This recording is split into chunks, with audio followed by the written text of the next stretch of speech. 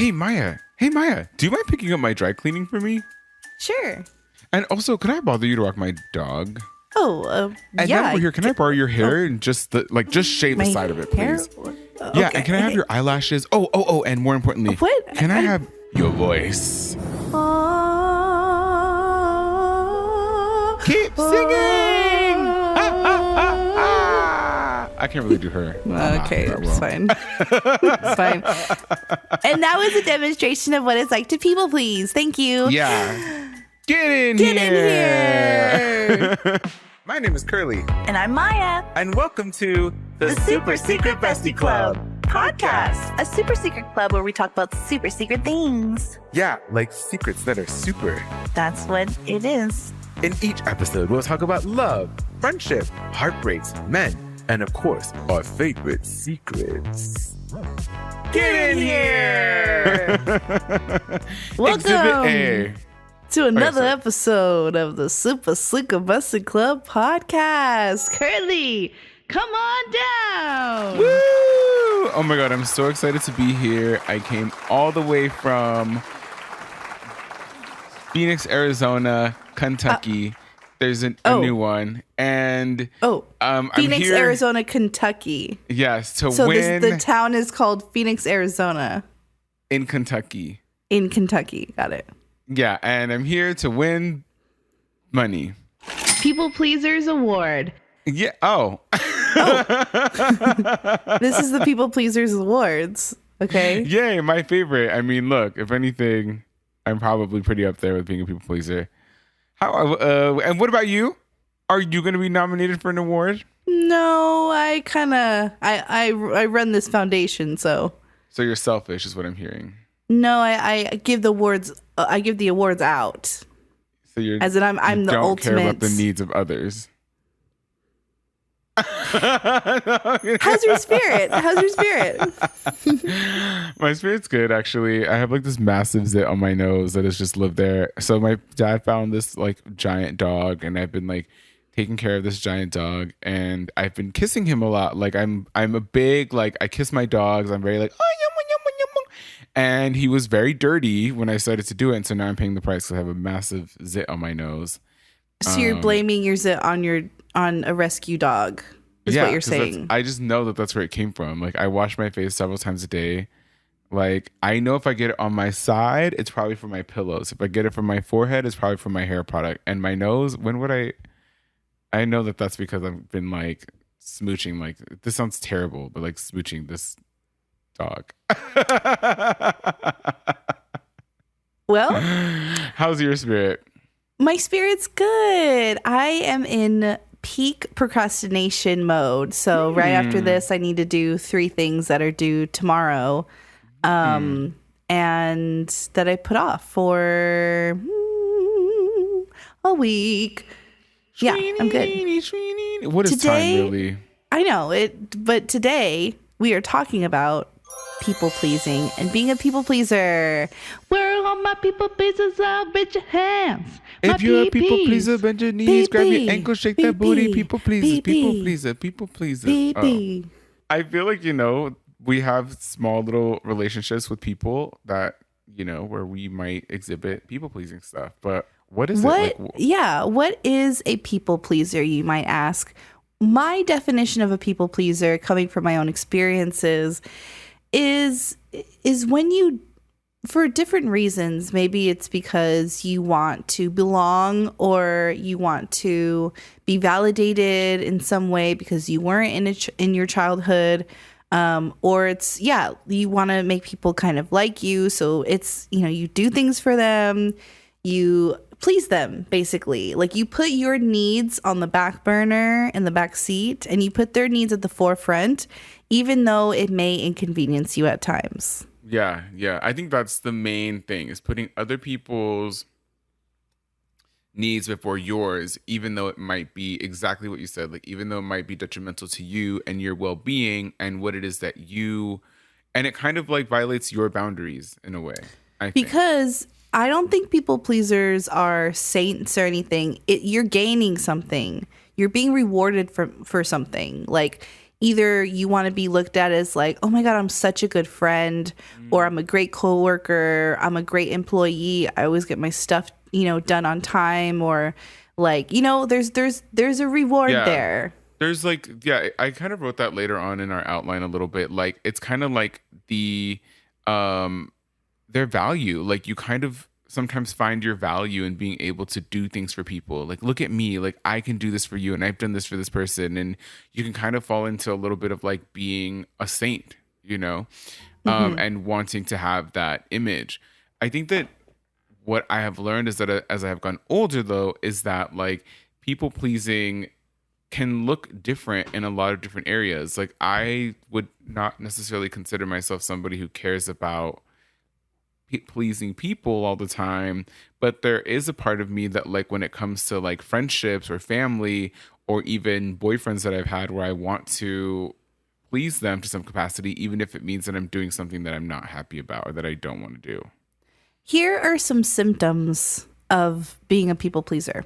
Number 1, having a juicy fat ass. Whoa, that's crazy. I love how yesterday when we wrote that outline, I looked it over and I was like, having a fat ass. And you I'm were just like, kidding. how did that get in there? I was like, I'm just kidding. I'm just going to put that in every single outline from now on in some way. and then we got into a whole conversation about having a fat ass. Because I was like, oh, I Yeah. don't have one. And then we literally were like, it can hurt your back sometimes. Huh. Yeah, laying down sometimes. Like I always have like I can't lay down flat sometimes. Difficulty saying no. Avoiding conflict. Well, difficulty saying no for me, I feel like would be in like, do you think you can help me do this and blah blah blah blah blah blah, and you're like, and you can't and you don't want to, but you do it anyway. And it's like, why are you doing it anyway? Is it because this is a bully, or is this because if you don't do it, you think that you'll be loved less? Which I feel like was my thing of like, if I said no, then this means that they think that I'm unreliable, or they think that I'm not accessible to like being a helper, being a team player. And then I would see other people say no to everything and live their best lives. Yeah, exactly. And I'm like, I'm over here picking up you're picking up your dry cleaning. Yeah, exactly. Because I'm afraid of you. Yeah, I feel like for me, I have difficulty saying no when it comes to things for work. Like, I remember when we still worked at BuzzFeed, like I would say yes to a lot of things because it added value to myself in a lot of ways, because I would be like, see, I can do it all. Do you know what I mean? Like, it would do these things where I would be, and I held that as being something a little bit more valuable than my peace and my quiet and my resting time, But I also feel like difficulty saying no can be in a lot of other different ways as well. Like, just being able to go like, I'm not comfortable. Like, when, like, for example, when our photos were coming out, right? Like, this might be too personal, but we didn't like the photos and that were going to be used for promotion for this podcast. And we said no, right? Like, but there could be a thing. You were the one that was like a little bit more like no, and you could have had it in your spirit where you were like, I don't want to rock the boat, so I don't want to say anything. Do you know what I mean? So like, even that takes courage to be able to say no, and a lot of people don't have the courage to be like, no, I don't like that, I don't want to do it, I don't want this. So that can show up in so many different ways. It's just artistic differences. Like the color was a lot off. And I feel like a lot of green. Because I was such a people pleaser before, especially when it came to my own art and my own image, when other people had like an opinion on what I was doing or my kind of style, I remember every single time I would people please and say like, oh yeah, go with what they're probably like, they'd know what they're doing more than me and my own project. And when it came to like a project that was ours, I'm like, no longer will I ever say, oh yeah, this is fine, because I'm gonna have to look at this shit every single time like something comes up for this project. Yeah, and that kind of ties into like difficulty saying. That goes into avoiding conflict. Like that goes into people just wanting to be like, I don't want to rock the boat. I don't want to be seen as like the problematic diva or the gay guy with an attitude. I don't want to be seen as like the sassy person, whatever it is. So like you kind of will start to, avoid conflict in a lot of ways because you don't want to tarnish your image. And it's like, there's a thing where you are like, let me pick and choose my battles. Like that's definitely different because when you are avoiding, you can feel yourself avoiding conflict, and maybe sometimes it's necessary to avoid that conflict. But in those moments when you feel like inside, and the whole thing is like you are ignoring your intuition and your gut, and you are compromising yourself and settling for somebody else's opinion. And so avoiding conflict, I feel like I would do that because I would be like, yeah, I don't want to be seen as a diva. I don't want to be seen as like, you always have a problem. When it comes to business, like, okay, yeah, see me as a diva. I don't care. Like this shit, when there's money involved, when there's image involved, when there's work and artistry, yes. When it comes to like friendships and stuff, like I feel like that's where it gets a little bit like muddy because like, I mean, I think conflict is very, very healthy, especially for friendships and relationships, because you're able to navigate through like, the way you communicate and the way you fight. But then it's also like, yeah, I'm done having this fight with you. Or like, I don't want to bring up another thing, Yeah. Yeah. I wonder too, like if we, if like our next symptom is like seeking approval. And I started to think like, aren't we all kind of like seeking approval to some capacity? Like, don't we all kind of like conform to certain beauty standards and certain things in a lot of different ways because we're just trying to like get approval from, I don't know, the guys in West Hollywood who never look at me. Oh. Sorry, they never look at me. I don't know why guys in West Hollywood never look at me. Anywhere else I go to like a supermarket or whatever, I'll get gay guy attention. But in West Aren't Hollywood, they just all like fucked up and like they're not even looking at anyone because their eyes are like cross-eyed because they're just like tripping on something? But I do wonder if there's like a part of me being like, if that's part of being a people pleaser, is that me seeking their approval as well, right? Like wanting to be validated by people in my community. Like, is that, because when I was younger, I had big curly hair and I dressed a certain type of way and I didn't give a fuck. And then as I got older, like now I don't care. But before now I'm more like minimal's my style. But before, and I shaved my head for the first time when I was like 22, it was because I wanted to fit in with like Latin gay men. And I wanted them to see me and kind of like give me their approval so that I wasn't like, see, I'm not some like crazy wild child. Like I was, and I have always been. But, I think that that's another space where we might be able to see that we kind of are people pleasers. Maybe we all possess certain types of that seed in us.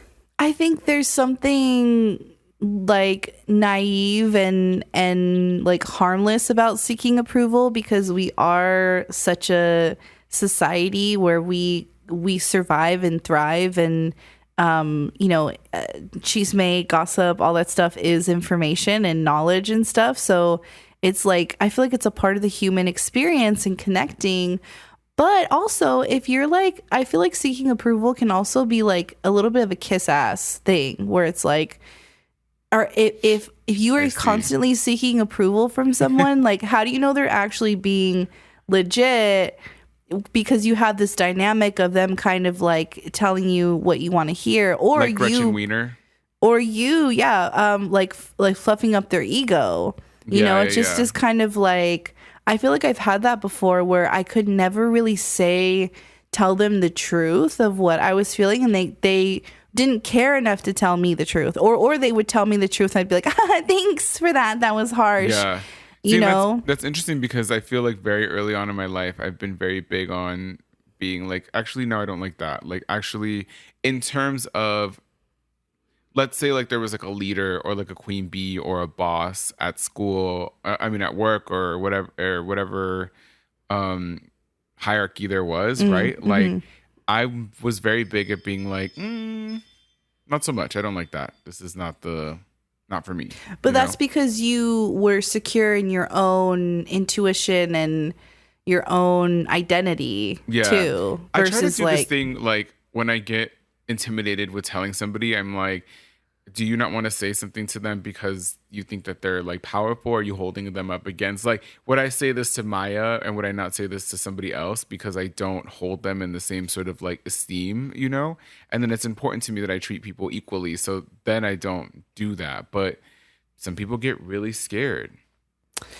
Yes. And then there's another symptom is overcommitting, which I definitely would do all the time. You would say, yes, you could do, yes, I can pick that up, or like, yes, I can do this, or yeah, I can go to your event. And then when you overcommit, you really, it's kind of like you are not manipulating, but you're just kind of like saying yes to their face. And then when it comes down to it and you actually can't go, like, did you just say yes so you could obviously please them and so they feel supported in that moment, and then you actually just don't go? Like, that sounds like me anyways, because I just flake. But I'm a flake. I'm a notorious flake. But it's a difference between flaking and intentionally like not looking at your calendar and just saying yes to everything, because like I almost did that today where I was like, yeah, for sure I can go. Then I was like, actually, no, I have something on my calendar and I don't want to say yes to both things because I don't know how it's going to go day of. And thank God I did that, because I was like, oh shit. Yeah. I know. I take things on like a lot too.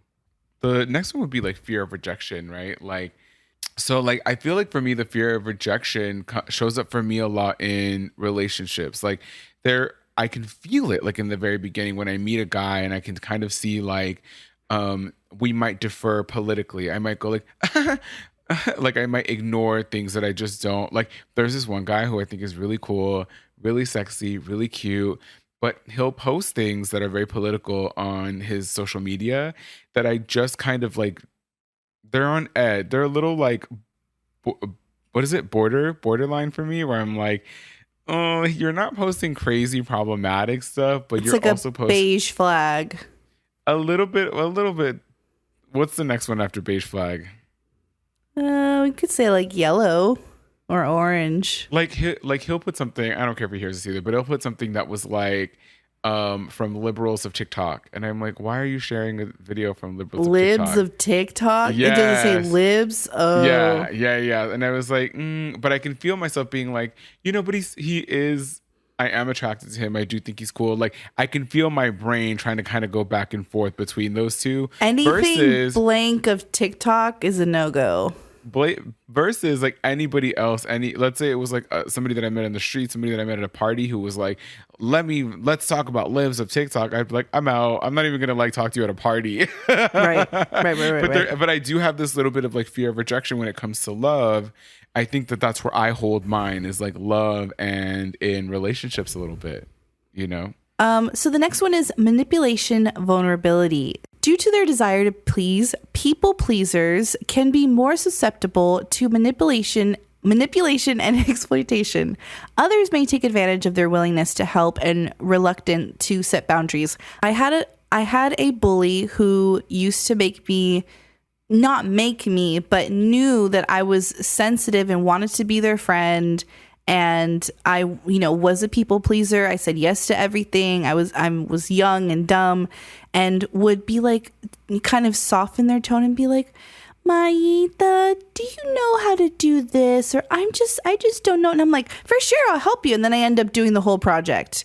I end up like giving them like a contact that like ends up later never talking to me again because they had talked shit about me. Like different things. True story. Like different things where I noticed that I was like, oh man, I was the perfect like person to manipulate back then. Yeah. And then I look back and I'm like, wow, girl, wow. You can tell those people too.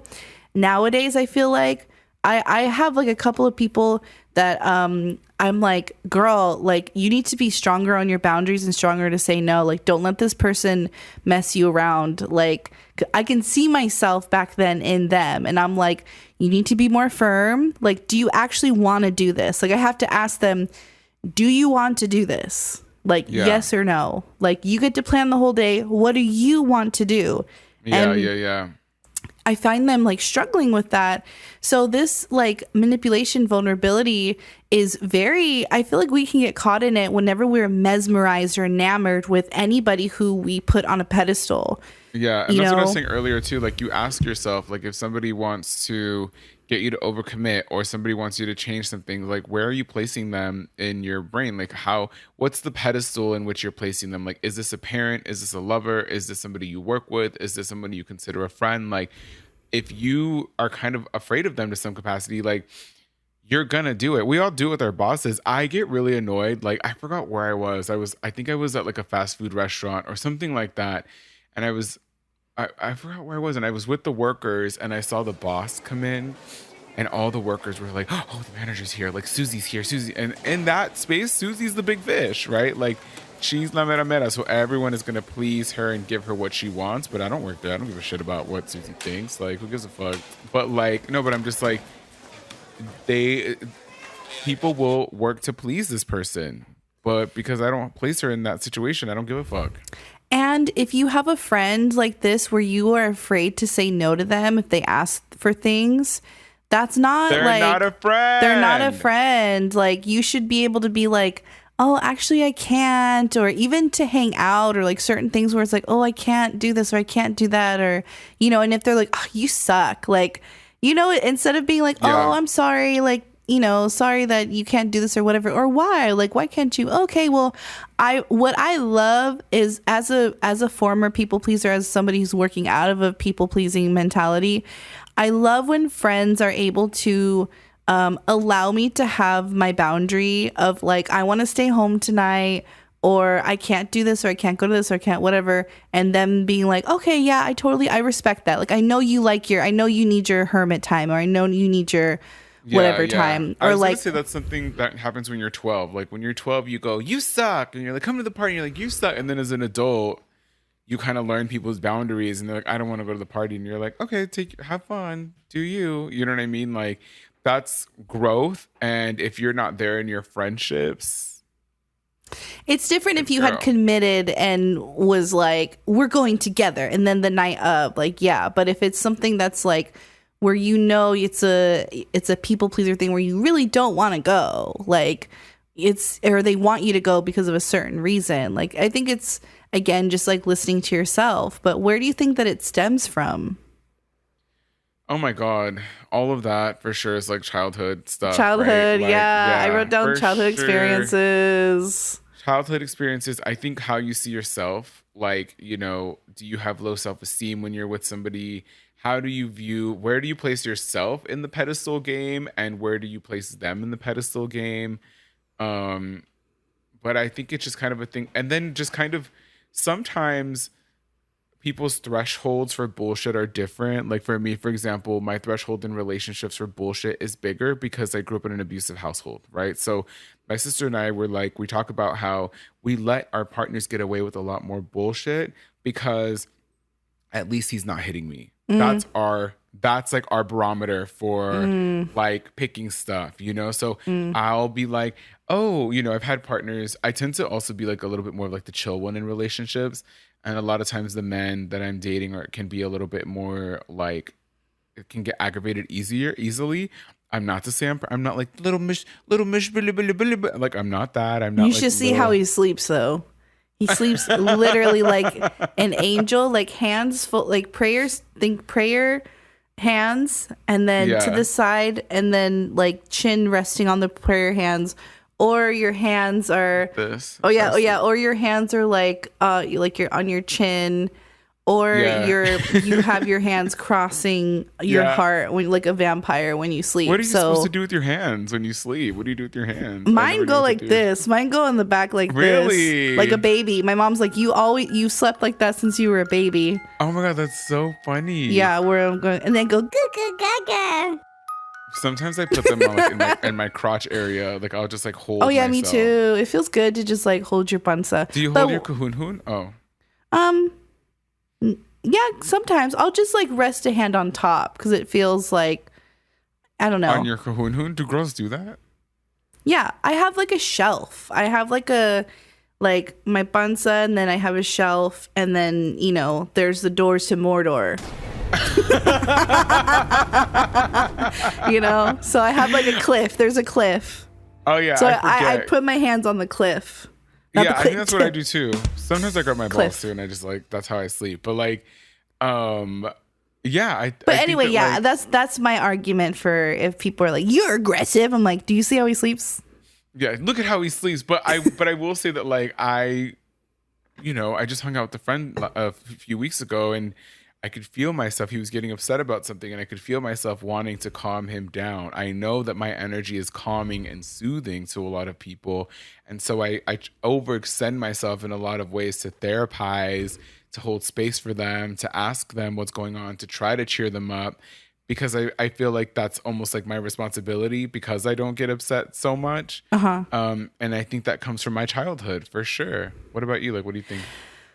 I think because sometimes I would see the women in my life not vocalize for themselves or ask me in a different way to be like, do you think you could do blah, like almost gaslighting or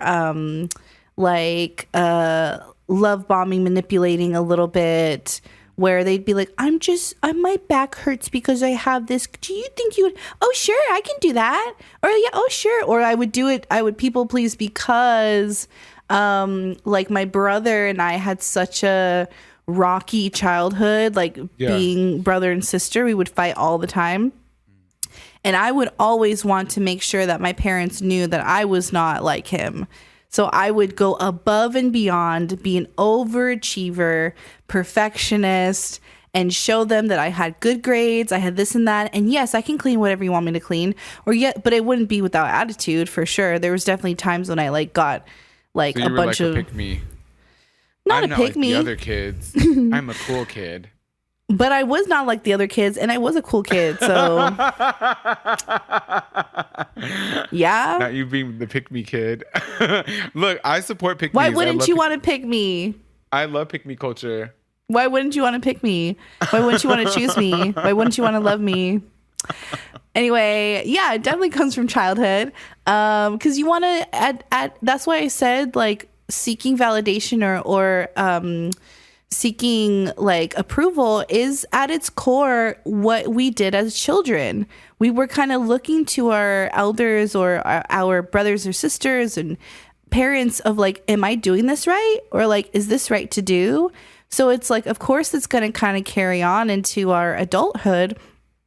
But you know, sometimes it turns into a thing where you people please or you seek approval for your own validation. And then you have this like kind of fake validation from other people that is very, very fragile.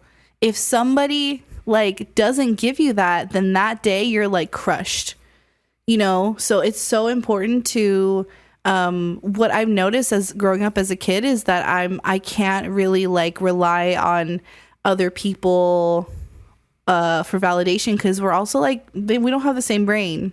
Yeah, I read this really cool thing in oh my God, what's this book called? It's like it's a really popular book. It's like The Art of Love or something, or not The Art of Love. It's called oh shit, it's something. It's a really good book. But they were talking about when you even taking positive feedback, even taking positive validation from people can be dangerous because if somebody is like, oh my God, Maya, I think you're so funny, you're so funny, you're so funny. And you're like, thank you, thank you, thank you. And then one day they're like, you're not funny anymore. You're placing so much power in their words to begin with versus if you from the get-go are like, I believe I'm funny. Nobody can shake that from you. Nobody can take it from you. Like you can't be looking for people to do that. So to your point is like, it just reminded me of that one little thing that I was talking about. But, you know, I was wondering too, if the need for harmony comes from being more feminine or being a woman or being women of color, not me, but you know, what it means to kind of live in a society that's created for a cishet white man. Right. And, you know, research shows that, yeah, women are kind of expected to be more people pleasing or people pleasers because the kind of characteristics of being selfless, nurturing, and being more empathetic are usually reserved for women and femme people. Out of safety, like out of safety for sure, especially when we're like, when somebody on the street is like, "You're beautiful. Can I get your number?" It's like you can't just say no, get away. I mean, you can just say no, get away from me, but you always have the thing in the back of your mind: are they gonna murder me? Yeah. Of course. I mean, and we giggle about it because it's like so ridiculous, but it's true. Like, even with men, like straight with cis het men, like them coming up to queer people, we also have the same things here where they're like, "Hey, what's up? Are you gay?" And you're like, why do you want to know? Like anything, it's kind of scary. And yeah, I also think that the other part of it too is that women do tend to be better collaborators. There's a little bit of like an openness to collab with each other. That's also something that research has shown. But I think that in terms of how women are raised and how they're taught to look after people in their lives, men, their kids, the people around them, they can tend to be a little bit of more people pleasing then maybe they understand it too.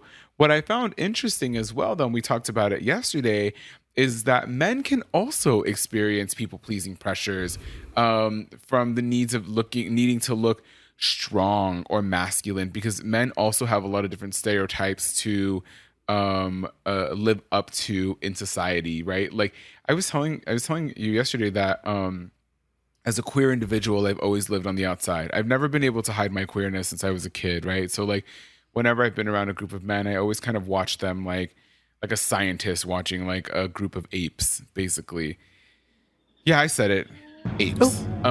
Because they basically will, through the way that they engage. If you ever watch straight men, by the way, watch them interact with one another. They will pick an alpha. Women do the same thing too, by the way, but they'll pick an alpha. And that alpha kind of decides who is his right hand, and then they decide but they want to still seem like accessible, so they have somebody who's funny, who makes them laugh. You'll always see it. There's always a trio, right? Like it's Queen the weirdest Bee, thing. It's Mean Girls. It's Mean Girls. Mean Girls was based off of straight men.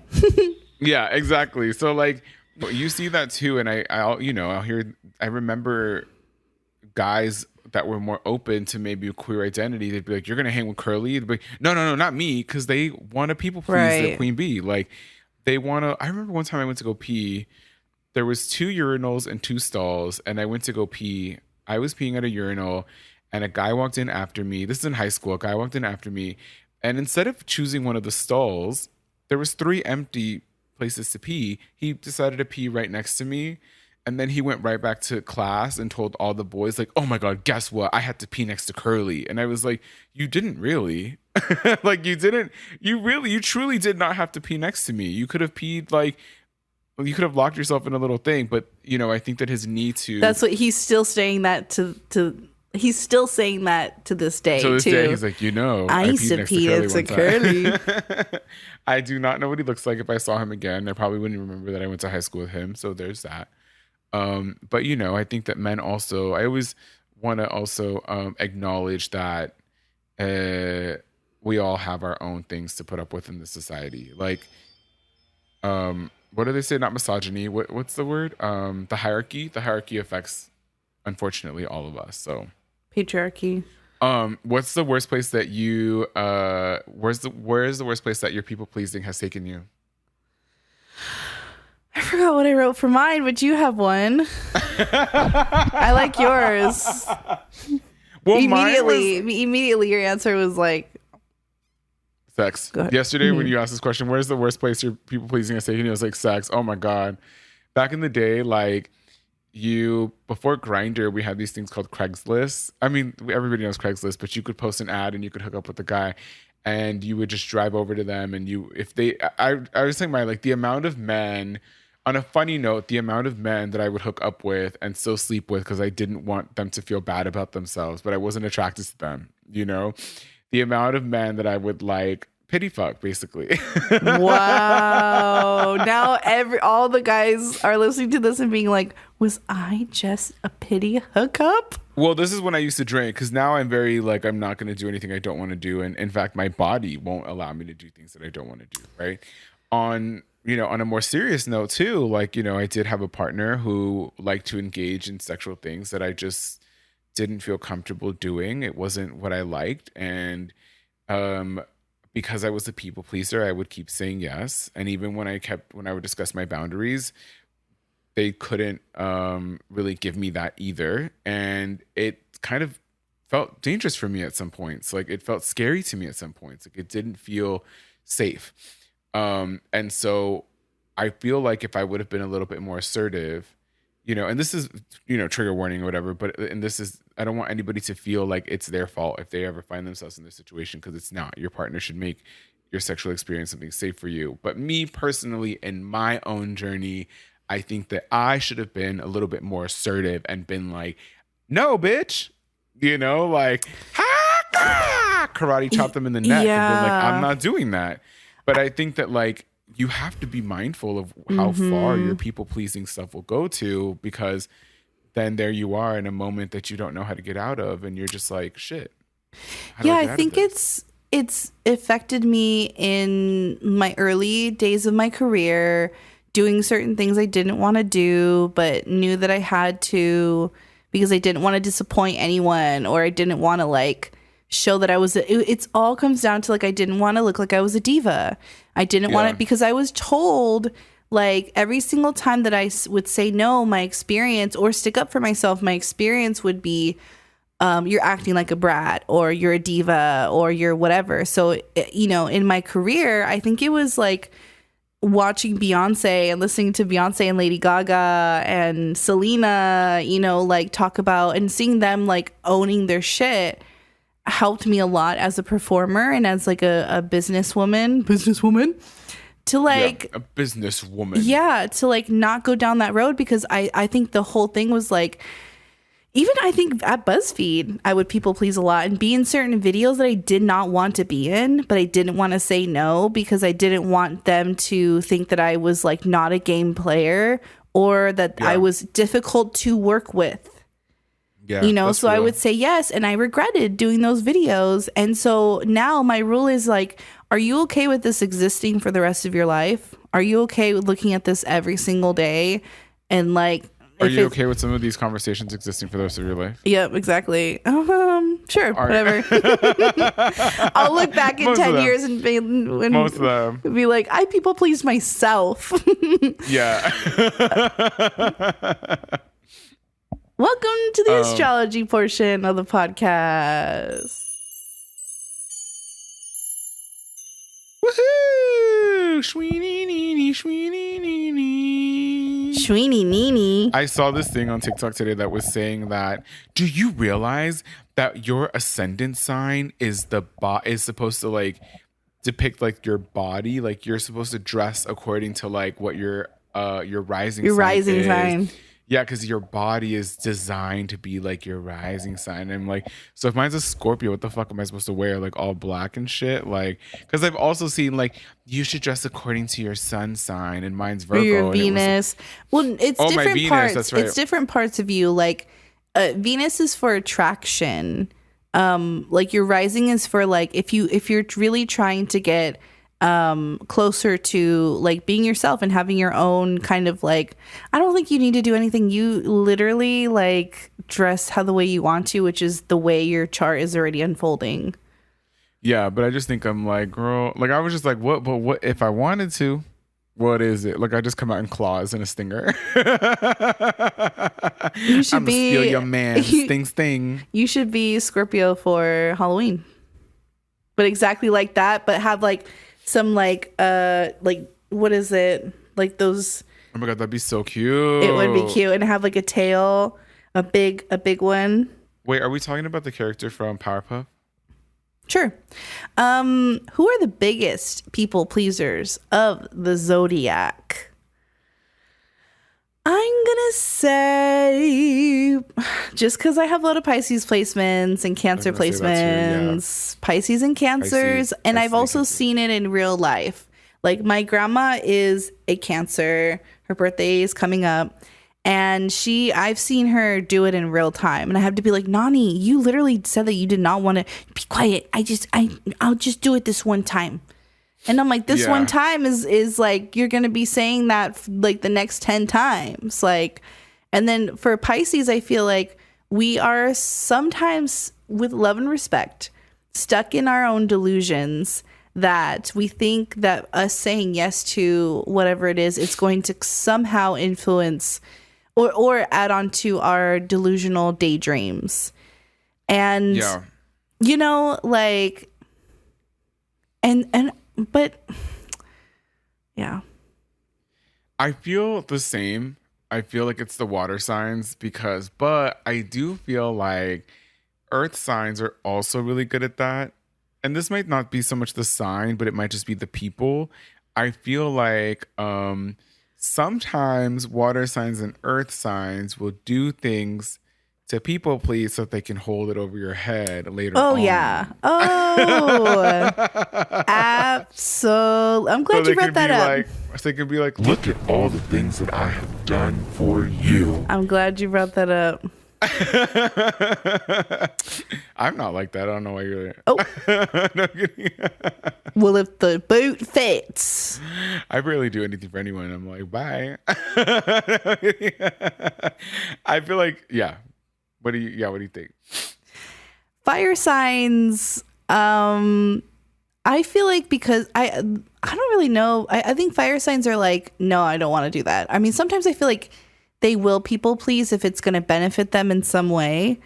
And if it's fun.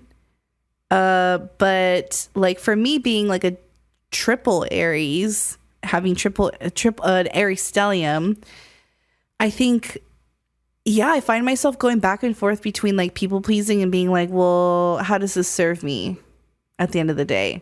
But then I also find myself being like, that's the low vibrating like frequency to navigate through. It's like, you shouldn't just do things for people so that it can benefit you. And I'm like, okay, yeah, you're right, girl. Then what do I do? Then just don't do it, or do it if you want to do it because you love them. Yeah. Oh, like those are the things in my past that I've had to like, in my past at like 12 years old. Yeah. I had to be like, don't 20s. be a brat, Maya. Don't be a diva. Do things if you really want to do them. Yeah, only if they, you know what? If you also love too, them. That whole thing about like, I will say, I've been hearing people say like, does this serve you? Like that also can be a little toxic. So just be mindful. Not for you, but people who. I agree. Like, how does this? Well, I get it in a sense of like, yes, serving as in like, how is this going to serve you? Like not as if they are serving you, but like, how does this serve your own purpose? I think is this fulfilling yeah, to you? I like this that. Feel healthy to you? I think it's better. Serving sounds more like colonial. Does this serve me? Yeah. Yeah. I feel like in my experience, fire signs are very like they're the trailblazers. They don't give a shit. They'll burn shit down. And they like control. Their issue to me is not so much their people pleasing. Their issue for me is that they tend to want to control people, and it's like, calm down. Who? I've never been controlling. I don't know that you can have as much. I don't know if you can people please when you're worried about when you're moving people around like chess pieces. But ooh, but earth signs too, though. Earth signs too. What do you mean? Look at my giant zit on my nose right now. I don't notice it. I'm not even. I forgot about it. Every time you talk about it, so it's you can only see what you see. I don't see anything. Only see what your eyes want to see. Madonna. Not me swerving your earth sign hate, but air signs. It was not hate. It was not hate. It was just like talk about chess pieces. Talk about being calculated. I feel like air signs are like in my experience, they can get in their heads with some shit, but most of the air signs in my life don't give a fuck. They're just in their own little world. Like I think Libras can be people pleasers. Oh, Libra, okay. Yes. I don't really know enough Libras, to be honest. Remember, I always call them like they're kind of like the boring sign for me in the zodiac. I don't know. There's nothing like I feel like I can say super toxic things about every sign like in the zodiac. I can give you the personality traits. I can give you good stuff. Libra, I'm like, so you can't make up your mind for what you want to eat for dinner. You can't make up your mind if you want to stay or be with someone. Woof. Try talking to a Scorpio who's out here and they're gonna poison your dog for fucking them over. Like, try talking to a Virgo who's gonna, you know what I mean? Like Libra, I'm like, they're the boring villains in the villain universe. Oh. Wow. Right? Okay, Get think him. about it, Get though. him, Libras. if we were in Gotham, right? Okay. And you were like, there's Aries coming out of the sewer. The sewer. We're coming out of a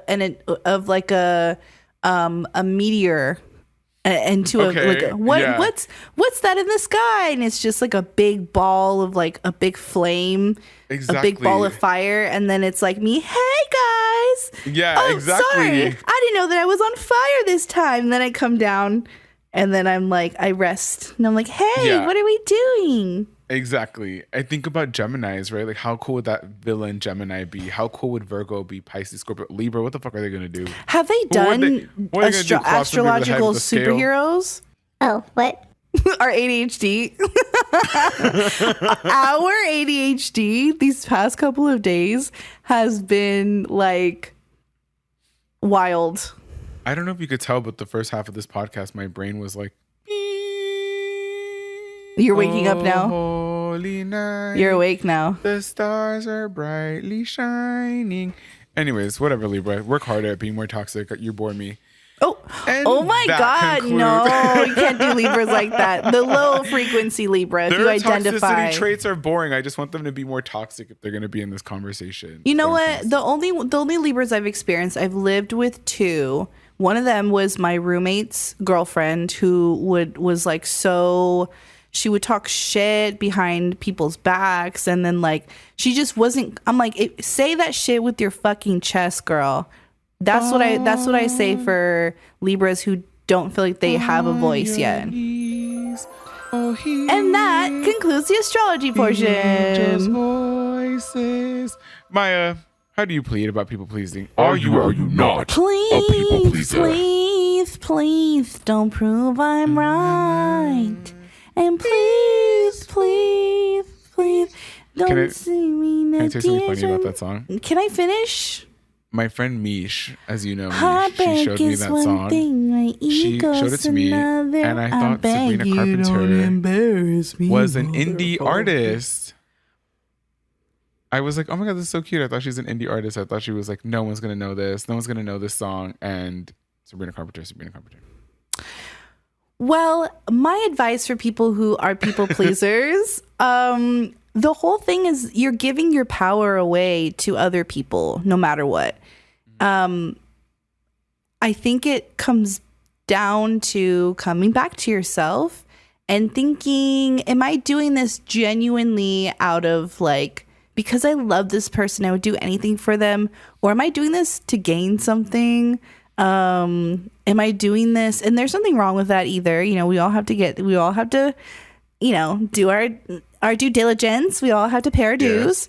Yes. But is this, you know, when it feels toxic and you know when it feels like you're compromising yourself.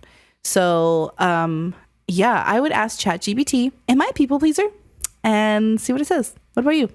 Yeah, I feel like, you know, if you're a people pleaser, just be mindful. I think we all are. I think people pleasing lives on a spectrum, and some people do it more than others. I think that acknowledging what your intentions, just like you said, are for what are your reasons for wanting to not rock the boat? Are you compromising your own individuality, your own boundaries, your own safety? And are you compromising the individuality and the safety of others around you? You know, like, does that bleed over into your kids? Does it bleed over into your relationships? Like, just the more that you gain your own self-confidence with yourself, I think the better it will be, so that you can just be better at boundaries. At the end of the day, I think this is just a conversation about boundaries. So go on, Bound Queen. Thank you so much for listening to another episode of the Super Secret Bestie Club podcast. Curly, how can they find you on social media? You can find me at The Curly V Show on Instagram and TikTok. Maya, where can people find you on social media? You can find me at Maya in the Moment, MAYA in the Moment, wherever you scroll. Please, please, please. I'm begging you, please, please, please. Did you know that she's like a megastar? Oh, okay. Bye. Make sure to hit that subscribe button to hear more episodes every single week. The Super Secret Bestie Club podcast is a production of Sonoro in partnership with iHeartRadio's My Cultura podcast network. For more podcasts from iHeart, visit the iHeartRadio app, Apple Podcasts, or wherever you listen to your favorite shows.